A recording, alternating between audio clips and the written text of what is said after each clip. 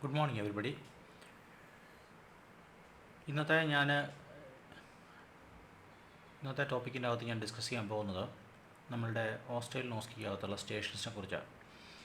അപ്പോൾ ഓസ്ട്രേലിയൻ സ്റ്റേഷൻസും ആ സ്റ്റേഷൻ്റെ അകത്ത് എന്താണ് ചെയ്യുന്നത്, എന്താണ് നിങ്ങളുടെ അസൈൻഡ് ആയിട്ടുള്ള ടാസ്ക്, നിങ്ങൾ എന്ത് ഫിനിഷ് ചെയ്യണം, ഈ 2-3 കാര്യങ്ങളാണ് ഇന്നത്തെ ടോപ്പിക്കിൽ ഞാൻ ഡിസ്കസ് ചെയ്യാൻ പോകുന്നത്.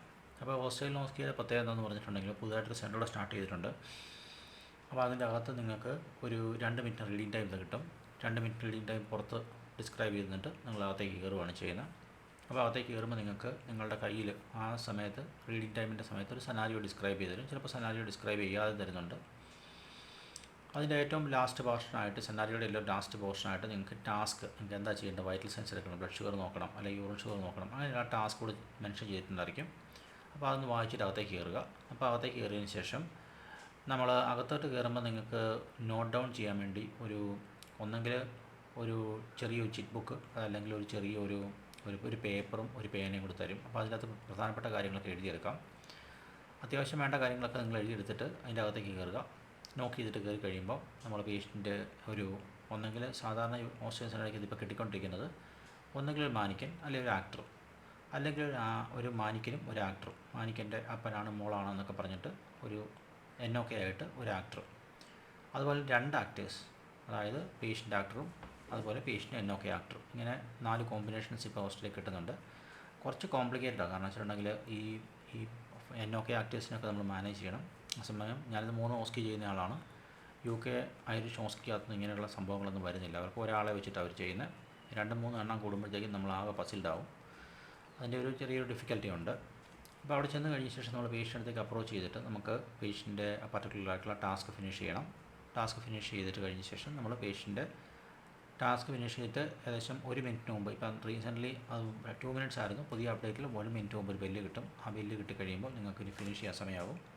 അപ്പോൾ അതിൻ്റെ ഡോക്യുമെൻറ്റേഷനും ഇതുകൂടെ പാർട്ടാണ്. ചിലപ്പോൾ നിങ്ങൾക്ക് ഡോക്യുമെൻറ്റേഷൻ ഒന്നും കാണത്തില്ല, വെർബലൈസ് ചെയ്താൽ മതി. അപ്പോൾ ഡോക്യുമെൻറ്റേഷനിൽ ചെയ്തെന്ന് പറഞ്ഞാൽ മതി. പറഞ്ഞു കഴിഞ്ഞിട്ട് നിങ്ങൾക്ക് ഇറങ്ങിപ്പോരാം. ഇങ്ങനെയാണ് നമുക്കൊരു സ്റ്റേഷൻ സിംപ്ലി വർക്ക് ചെയ്യുന്നത്. പക്ഷേ സ്റ്റേഷനകത്ത് ചെയ്യേണ്ട ഒത്തിരി കാര്യങ്ങളുണ്ട്. ഞാൻ അതിലേക്ക് പ്രത്യേകിച്ച് ഇന്നത്തെ ഈ ടോപ്പിക്കിനകത്ത് നമ്മുടെ ടോപ്പിക് അല്ലാത്തതുകൊണ്ട് ഞാൻ ഡിസ്കസ് ചെയ്യുന്നില്ല. അപ്പോൾ ഞാനീ പറയാൻ പോകുന്ന ഈ ഓസ്ട്രേലിയൻ ഇപ്പോൾ യൂസ് ചെയ്യുന്ന സ്റ്റേഷൻസ്, അവർ ചോദിക്കുന്ന സ്റ്റേഷൻസാണ്. ഇപ്പോൾ കറണ്ട് സ്റ്റേഷനല്ല, അവർ സോഫാർ ഇത്ര ഉപയോഗിച്ചുകൊണ്ടിരിക്കുന്ന stations. Majority stations UK Irish stations copy അടിച്ചുണ്ടാക്കിയിരിക്കുന്നതാണ്. ചില സ്റ്റേഷൻസ് അവർ ഇൻഡിപെൻഡൻ്റ് ആയിട്ട് ചെയ്യുന്നുണ്ട്. വളരെ സെൽഡം എല്ലാ സ്റ്റേഷൻസ് സ്വന്തമായിട്ട് ചെയ്യുന്നുണ്ട്, ബാക്കി എല്ലാം കോപ്പി അടിക്കുക.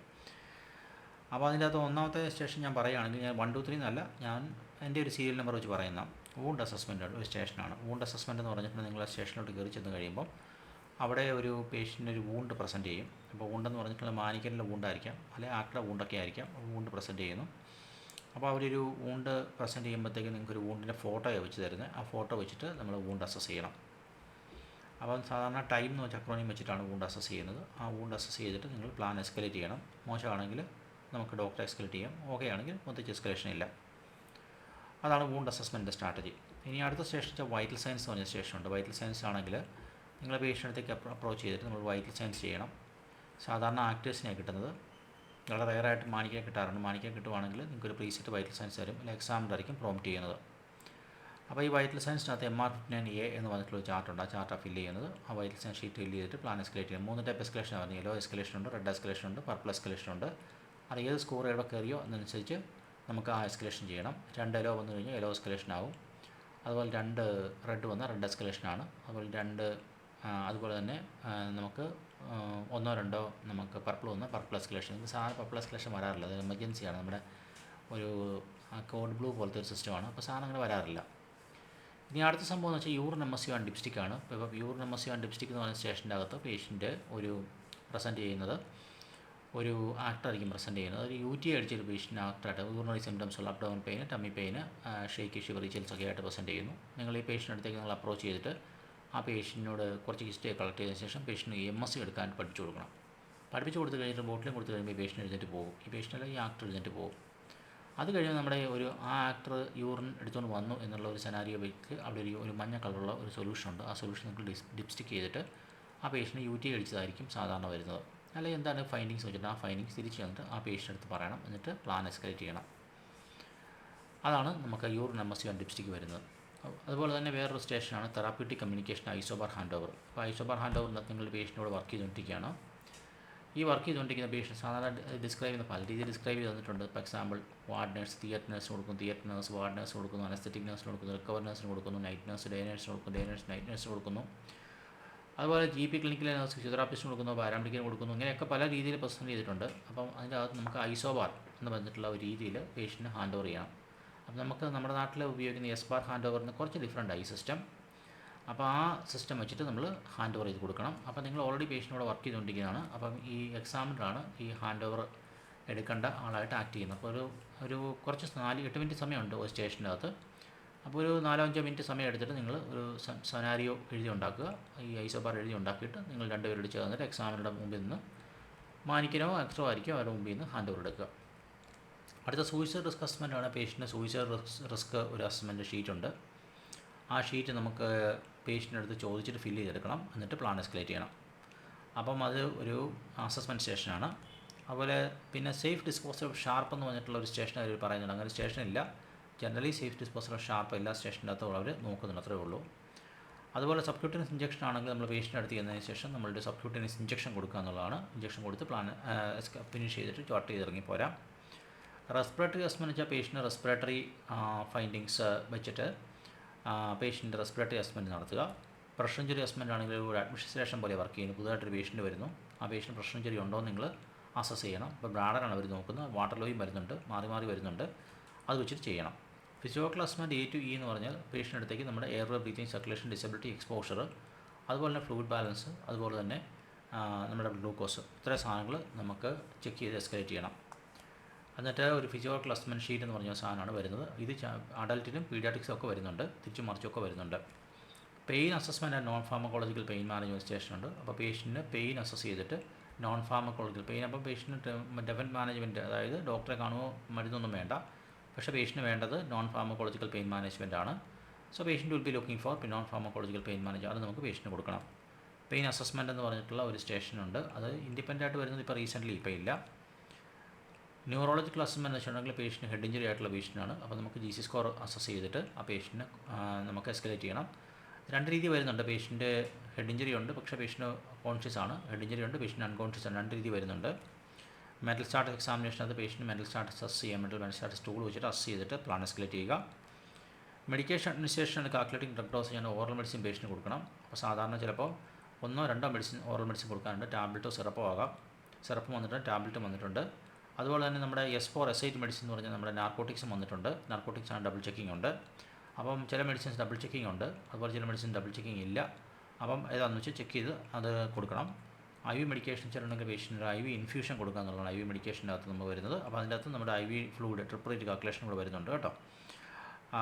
അതുപോലെ IV മെഡിക്കേഷൻ എന്ന് പറഞ്ഞിട്ടുണ്ടെങ്കിൽ നമുക്കൊരു IV മെഡിസിൻ നമുക്ക് പുഷ് ചെയ്യണം. ഇപ്പോൾ ആൻറ്റിബയോട്ടിക്കോ അങ്ങനെ എന്തെങ്കിലും ഒരു മെഡിസിൻ പുഷ് ചെയ്യേണ്ടി വരും.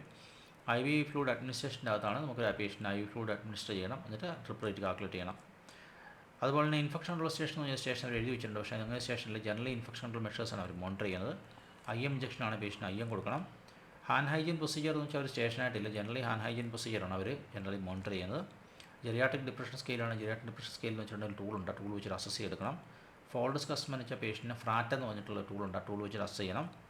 കാർഡിയോവാസ്കുലർ അസസ്മെൻറ്റ് ആണെങ്കിൽ പേഷ്യൻറ്റ് കാർഡിയോവാസ്കുലർ അസസ്മെൻറ്റ് ചെയ്യണം. അതുപോലെ തന്നെ BLS വിത്ത് AED, നമ്മുടെ BLSും AEDയും കൂടി ചേർത്തിട്ടുള്ള ഒരു റീസസിറ്റേഷൻ സെനാരിയോ നിങ്ങൾക്ക് ഡിസ്ക്രൈബ് ചെയ്ത് തരും. പേഷ്യൻറ്റ് ചിലപ്പോൾ കട്ടിലായിരിക്കും, ചിലപ്പം നിലത്തായിരിക്കും. അത് ഒരു 2 മിനിറ്റ് 5 സൈക്കിൾ ചെയ്തിട്ട് നിങ്ങൾ SBAR രീതിയിൽ ഹാൻഡ് ഓവർ കൊടുക്കണം. അപ്പോൾ അമേരിക്കൻ ഹാർട്ട് അസോസിയേഷൻ കുറച്ച് ഡിഫറൻ്റ് ആയിട്ട് അവർ ചെയ്യുന്നത്. അവർ ലുക്ക്, ലിസൺ ആൻഡ് ഫീൽ എന്ന് പറഞ്ഞ രീതിയിലാണ് അവർ റെസ്പിറേഷൻ ചെക്ക് ചെയ്യുന്നത്.